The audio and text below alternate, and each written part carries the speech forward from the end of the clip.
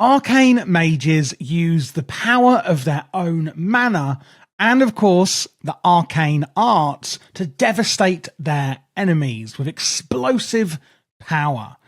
I'm going to show you everything you need to know to succeed in TheWarWithin Season 1 as an Arcane Mage, and this will be very beginner friendly while also giving you everything you need to know if you are a veteran as well. We're going to jump straight in with the stat priorities. Now, of course, intellect is your primary stat, and the way you're going to get this is a higher and higher eye level or item level of your gear, and this is your top priority when you are gearing. Now, the stat priority you do see here is the general priority you're going to want to follow for your secondary stats. However, unless you're comparing two items that are the same eye level, I wouldn't worry too much about it. Going on to the secondary stats then, we have haste, which is going to actually increase your attack speed and how quickly we cast our spells. We have versatility, increasing damage and healing done, and also reducing damage taken. Mastery, which for us arcane mages in TheWarWithin is Savant, increases your mana regeneration rate and your maximum mana. Later in this video, I'll be explaining why mana is so important to us arcane mages and how we'll be utilizing it. Arcane charges increase the damage of Arcane Blast by an additional amount and Arcane Barrage by an additional amount, and it increases all other arcane damage done. If you're not sure what those things are, again, don't worry, I will be explaining it in full in the rotation part of the video.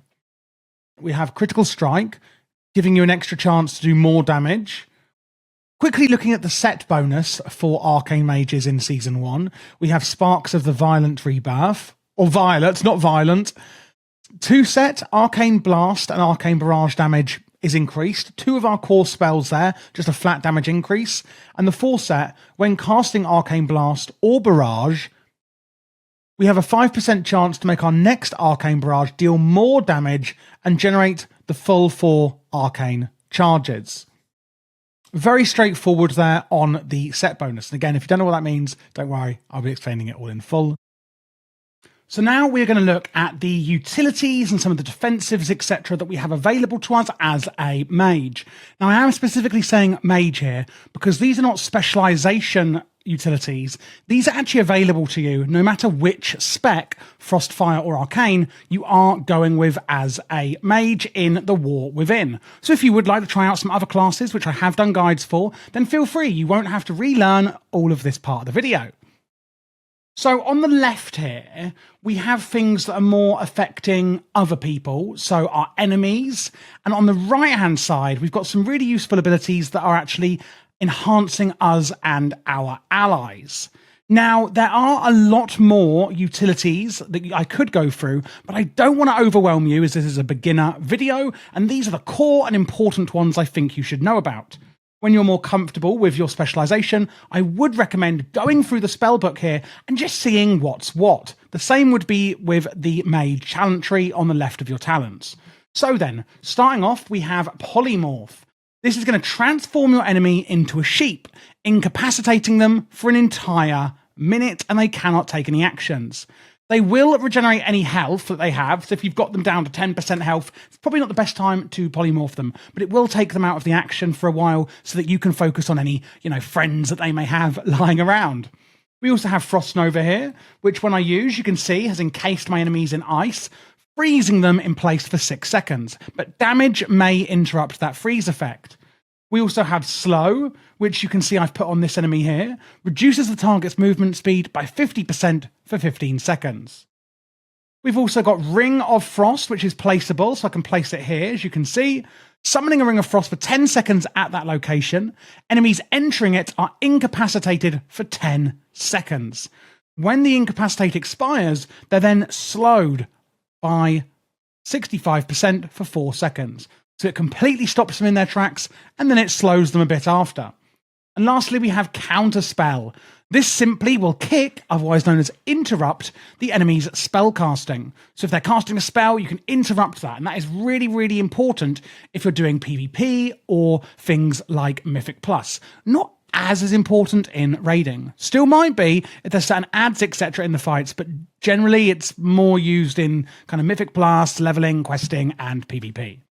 So going on to the other side then, we've got Ice Block, where you actually incapacitate yourself into a block of ice, but prevents all damage being done onto you. Now, you cannot actually use this again for 30 seconds. You'll have a debuff, as you can see up here, hypothermia. We have Mass Barrier, casting Prismatic Barrier on yourself and allies for, how long for? Quite a long time, a whole minute. As you can see up here, Prismatic Barrier absorbs damage, magic damage taken reduced by 25%, duration of all harmful magic effects on you are reduced, and avoidance is increased by 5%. So avoidance here is another stat that we didn't go through in the stat priorities because we only have it sometimes. Reduces damage taken from area of effect attacks, or AoE, by 5%. We then have greater invisibility, making you invisible and untargetable for 20 seconds, removing all threat, and any action will cancel the effect. You take 60% reduced damage while invisible.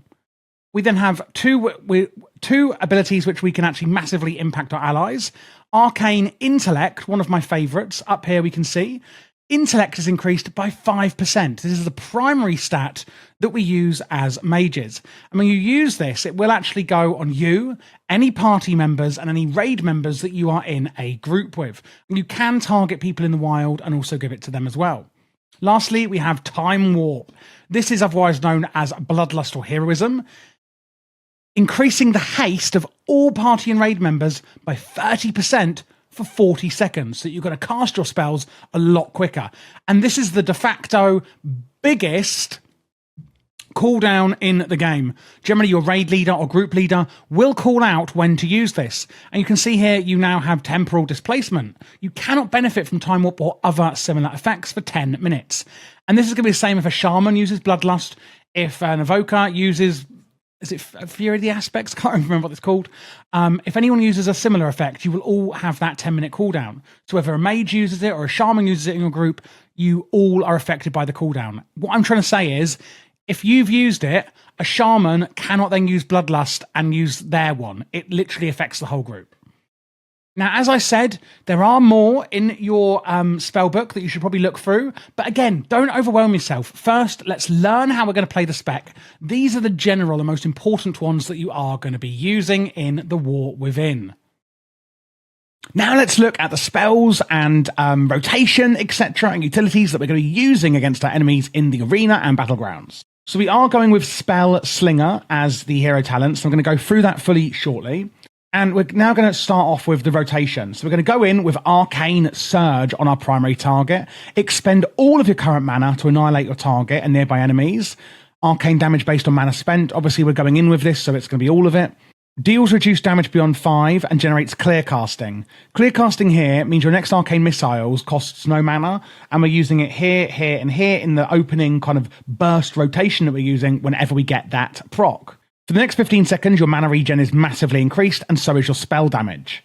We also have down here Arcane Charges, resource used by Arcane Mages. Some abilities generate them, some spend them, and we're going to be using them on our Arcane Barrage. Just wanted to kind of let you know about that before we go any further. So after we use Arcane Surge, we're then going to use Touch of the Magi. Applies Touch of the Magi to your current target, accumulating some of the damage you deal to the target for 12 seconds and exploding for that amount on the target. And that's going to generate 4 Arcane Charges. Then when we get a clear casting proc, use your Arcane Missiles. After that, use Presence of Mind, causes your next 2 Arcane Blasts to be instant, hence why we are then going to use Arcane Blast and then Arcane Blast, because those are going to be instant. Blast the target with energy, dealing damage. Each Arcane Charge increases damage by 72% and the mana, so they're going to get more powerful each time. Then we're going to use Arcane Barrage, consuming all of the Arcane Charges that we've generated, which remember is what we've just explained here. So we're going to basically build them up and then spend them all. Launch bolts of Arcane Energy at the target. For each Arcane Charge, deal more damage, grants you some mana, and hits for an additional target as well. Then again, any clear casting procs. Then we're going to use our Arcane Orbs. Launch an orb forward from your position, dealing damage to anyone it passes through, grants an arcane charge when cast and every time it deals damage. Then we're going to be maxed out on charges again, so we're then going to spend those charges again with Arcane Barrage and again use any clear casting procs. And that is generally the rotation we're going to be using against our enemies in PvP. Now, if you do get Arcane locked and silenced, you can use your Fire Blast just an instant bit of fire damage. Dragon's Breath, done in a cone, which will disorient the targets and do a bit of damage. And use your Blast Wave to also remove their movement speed as well. And because these are fire spells, if you do get silenced in Arcane, you're going to be absolutely fine. Make sure before the gates open, you add Arcane Intellect. Don't forget you've got your Time Warp, which is your Bloodlust for any burst phases as well. And then looking at the utilities we've got Ice Block, where basically you are invulnerable, but you cannot move or attack. Slowing the enemy. Polymorph, incapacitating them into a sheep, of course. Greater Invisibility makes you invisible and untargetable. Counterspell is your Interrupt. Remove Curse, removes curses from ally targets. Ring of Frost is an interesting one. It's not arcane, it is frost, which is fine. We can put this big ring here, incapacitating our enemies. Shimmer teleports you forward. That's like our teleport. And then we've got Mirror Image, creates 3 copies of you, which in PvE generally isn't that good for like disorienting your targets.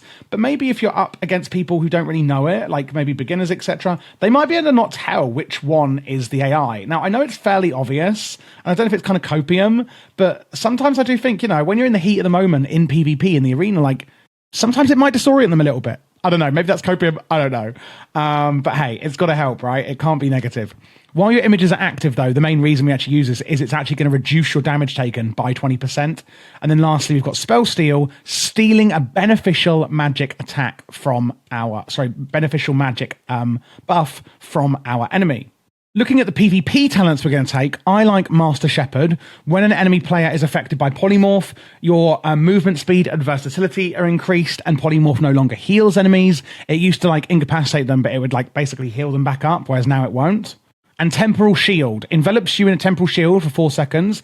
60% of all damage taken while shielded will be instantly restored when the damage ends, which is really nice, especially if your enemy doesn't know this attack. They can think, yeah, I'm getting them down, but actually no, they're going to heal you back up, basically. And then we've got Ring of Fire. If you have someone that is melee, you can summon a Ring of Fire at the target location, so maybe where you are. Enemies that enter it are going to burn for nearly 20% of their total health over 6 seconds. I mean, they could be trying to do damage to you, but, you know, actually, you could kind of kite them around, and they're actually going to lose 1/5 of their health, which is my favourite other talent. Now, let's go on to the hero talents. So for this Arcane Mage build, we are going with Spellslinger. Mastering the inherently unstable nature of magic allows you to splinter your magic, creating powerful and new volatile effects. So what does it do then? So I just want to say this is mostly passives that are actually going to kind of go into the rotation. Well, it is based on the rotation I've already shown you, so don't worry, this isn't like adding to it. We're just looking at the why and kind of, you know, a bit deeper into it, as the hero talents are the new hot thing. So the first one we get, the keystone talent, is Splintering Sorcery. When you consume your Never Precision, you're going to gain 2 arcane splinters that are going to fire at your target.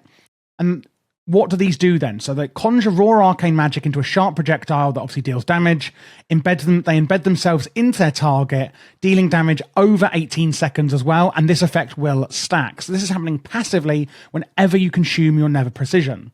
Going down the left side first, we've got Arguably Abounds. Casting Arcane Surge conjures 8 arcane splinters.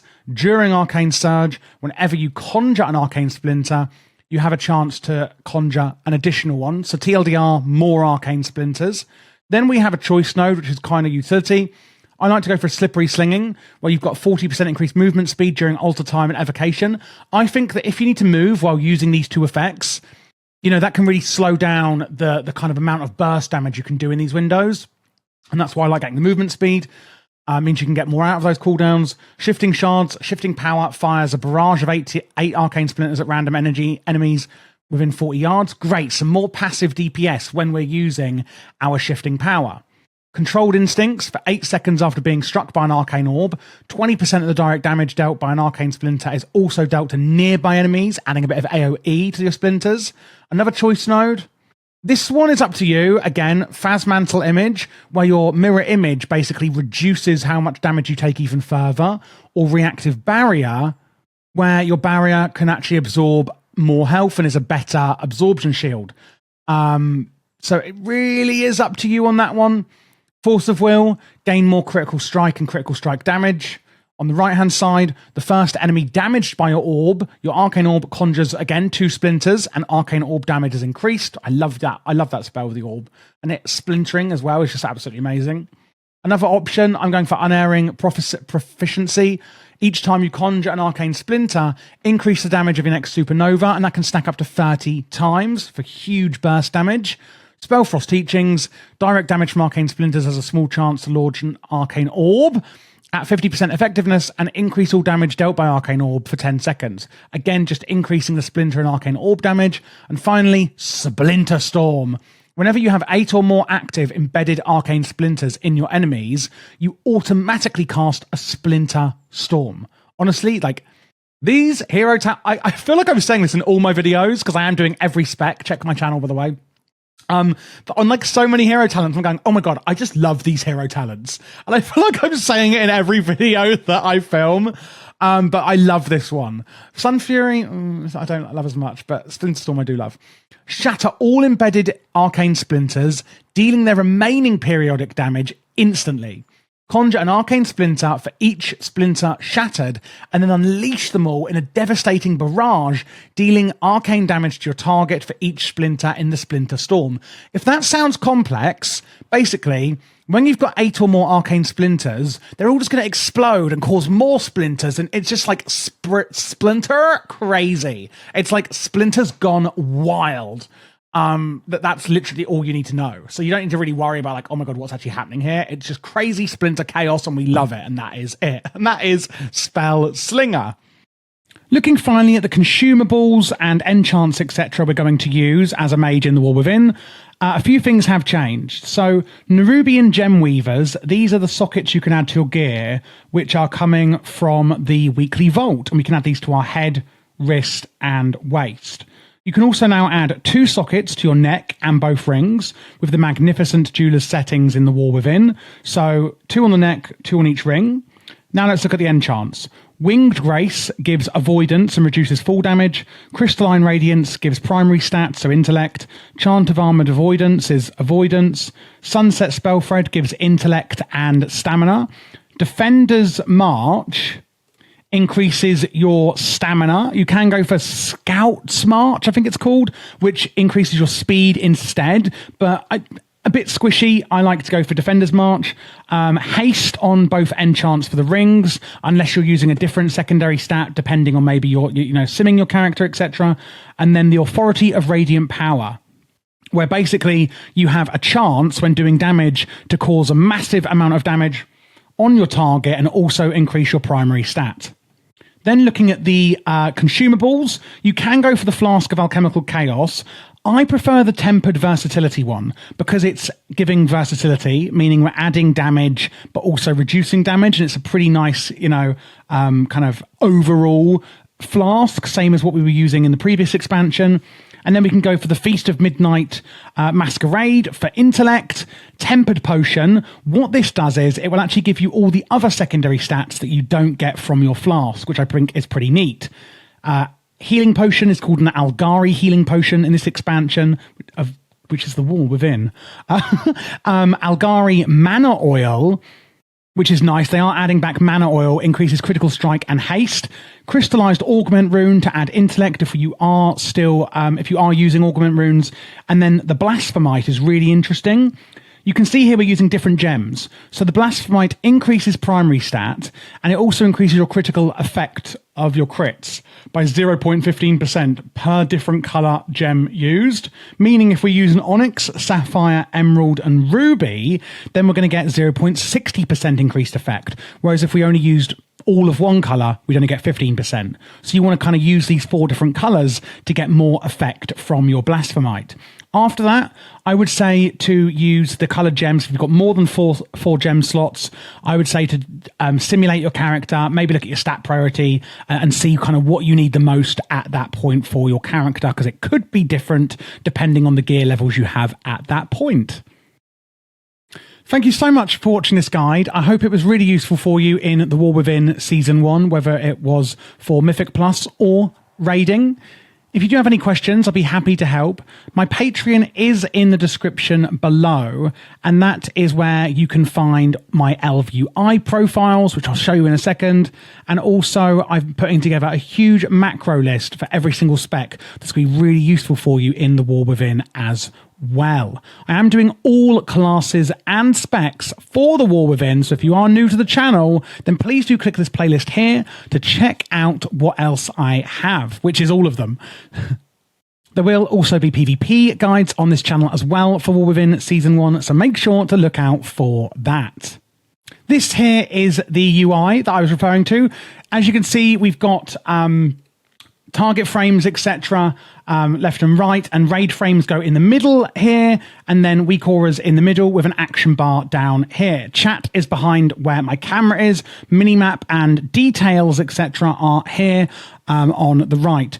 All of the plater profiles, the voodoo, the LVUI, etc., details profile has all been made by me. And again, you can get this on my Patreon should you like it.